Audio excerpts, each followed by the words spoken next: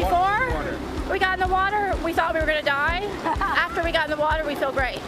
Heat warning, intense conditions in the coming days, including that humidity.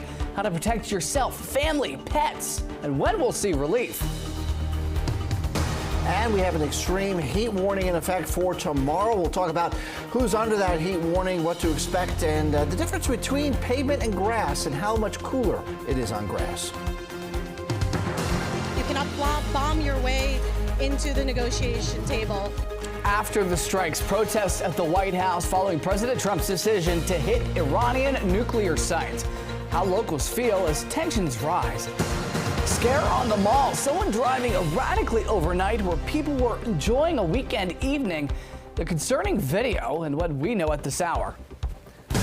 New ways to save, avoiding a big electric bill as we crank up the AC. Plus, keeping cash for honeymooners and the upcoming Amazon Prime Day deals. We're stretching your dollar.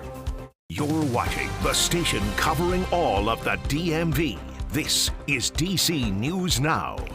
Good Sunday evening. Thank you for joining us for DC News Now at 9 o'clock. I'm Ben Dennis. It's what everybody is talking about. That heat is going to slap us in the face, Scott. It is going to be brutal to start this work week. Yeah, absolutely. And I want to just give you an idea of what to expect here with our cute little guy here sweating here with the high humidity. And basically, you can get with this type of heat that we're going to see over the next couple of days, heat exhaustion. And so some heat safety tips. Obviously, you never want to leave your pets or kids inside a parked vehicle. Those vehicles, they get real hot really quick. Within minutes, they can jump 10, 15 degrees. Obviously, drink water, stay hydrated. That's a given. Reduce strenuous activities, and obviously try and find some shade. I know it's difficult to do that here in the city. Sometimes you don't have as many trees around, and this is what this graphic shows here. The difference between pavement and grass. And as you see here in the evening, it's very mild or muggy, both places in grassy areas as well as paved areas. But look how much hotter it gets during the course of the day itself, sweltering with that pavement here because the asphalt absorbs more heat than the grass does. So staying in some grassy areas, under some trees, in some shade will certainly cool you down a lot more if you possibly can. We'll talk more about this and give you some specific numbers where we are now and what we are looking at towards tomorrow, all coming up. Important information to share indeed, Scott. Thanks. Happening right now. DC is under heat alert and through Wednesday. Feels like temps from today well into the mid-90s. Our Dave Laval reports from the National Mall how people are coping with the hot, humid weather. The World War II Memorial offers you a chance to soak your feet. It's brief relief from what's been an excessively hot Sunday around the DMV. Very hot. That pretty much sums up the feelings of most people at the National Mall. Maybe hard, but I think it's okay. I can accept it. I love it. Former D.C. resident Maria Longley is back in the district on a trip from Wisconsin as her team competes in a lacrosse tournament. No complaints about the heat. We have a 6 to 7 month winter, and so it's never too hot. Longley's only concern, the humidity.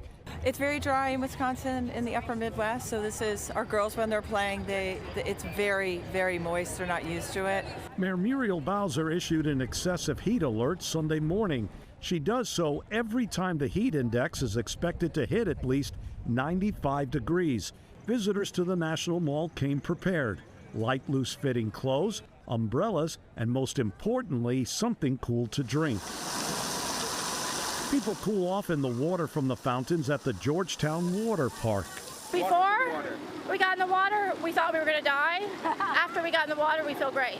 Besides Georgetown, district spray parks will open 7 days a week starting Monday.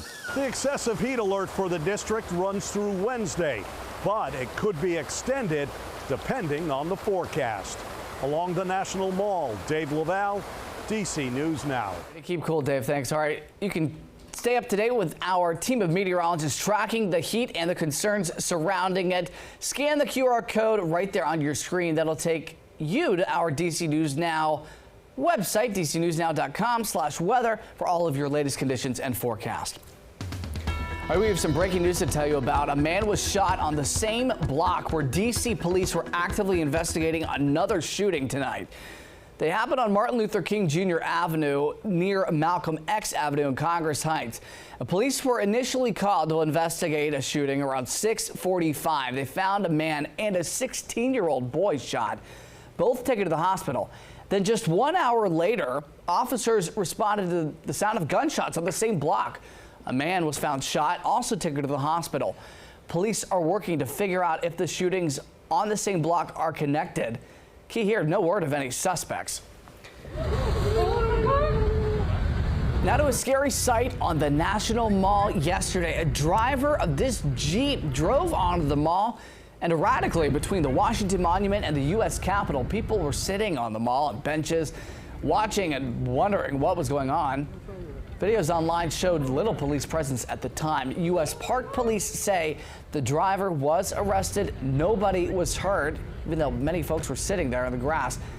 The unidentified driver did make gestures outside of the driver's side window. We blurred the video right here because they may have been offensive. It's hard to tell.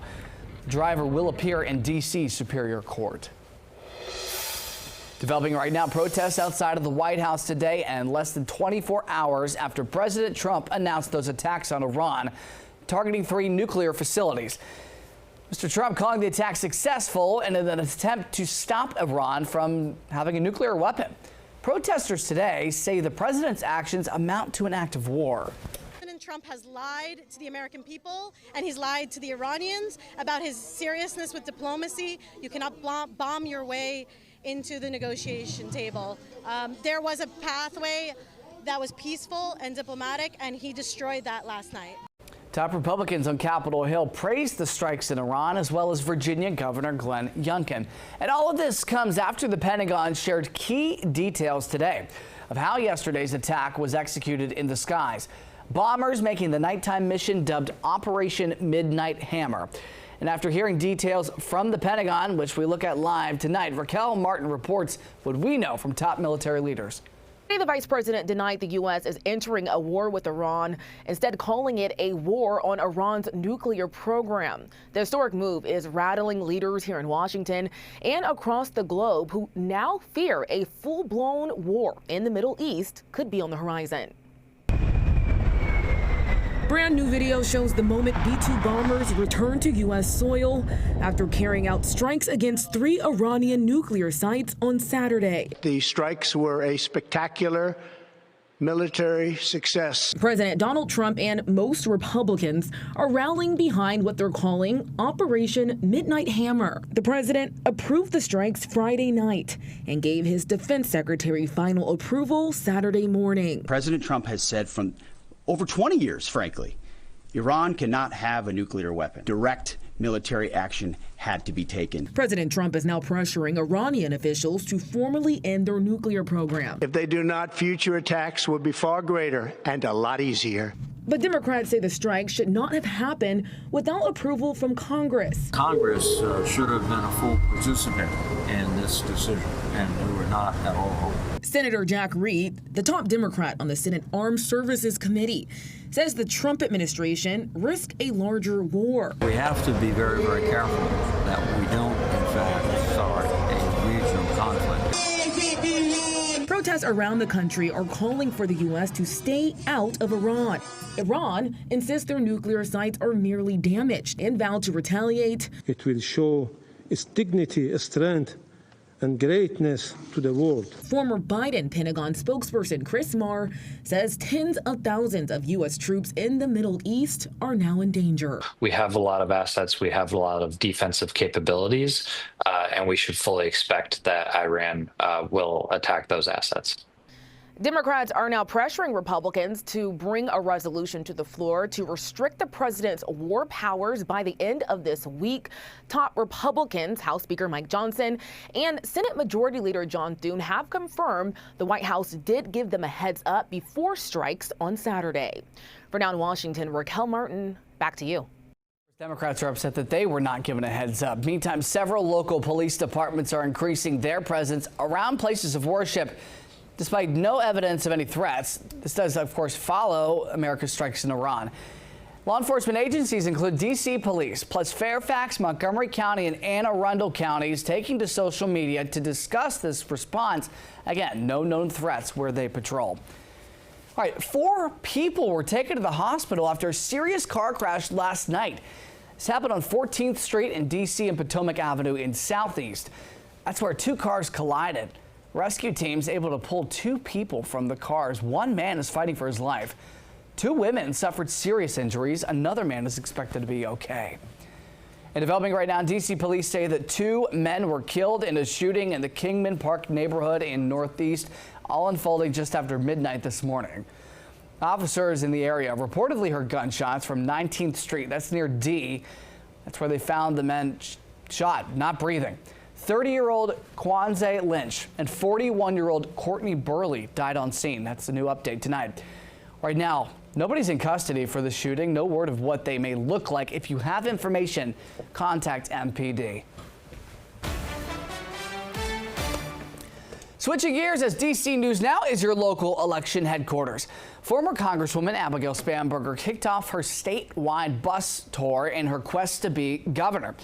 Last night, Spanberger was joined in Richmond with Democratic nominee for Lieutenant Governor Ghazala Hashmi and the party's nominee for Attorney General Jay Jones, starting Spanberger's 8-day, 40-stop bus tour. Spanberger used the opportunity to outline what the Democratic ticket will prioritize if elected. Costs for families across Virginia in housing, in healthcare, in energy, because everywhere I travel, people talk about how every day just gets a little harder. All 3 statewide Republican candidates, Winsome Earl Sears at the top of the ticket, plus John Reed and Jason Miyares, have yet to appear altogether at a campaign event. Looking ahead on Capitol Hill, advocates are meeting with representatives in Congress to discuss the needs of the trans community. As part of Pride Month, Trans Unity Coalition is helping create relationships with lawmakers. Last week, they held a rally outside of the Capitol, marched to the White House to advocate for the trans community. On the move, Metro is expanding their service. Get a load of this. They will now stay open, running trips until 2 a.m. for Friday and Saturday nights. That change started last night. Metro will also open earlier, 6 a.m. Saturday and Sunday mornings. Starting tomorrow, Red Line trains will run every 4 minutes during rush hour. Coming up, wedding planning can be a headache. We're helping you stretch your dollars so you can enjoy the honeymoon without worrying about breaking the budget. Live look at the Air Force Memorial. Stay with us. Scott Sumner is back with your hot and humid forecast. Buckle up, folks. We'll be right back.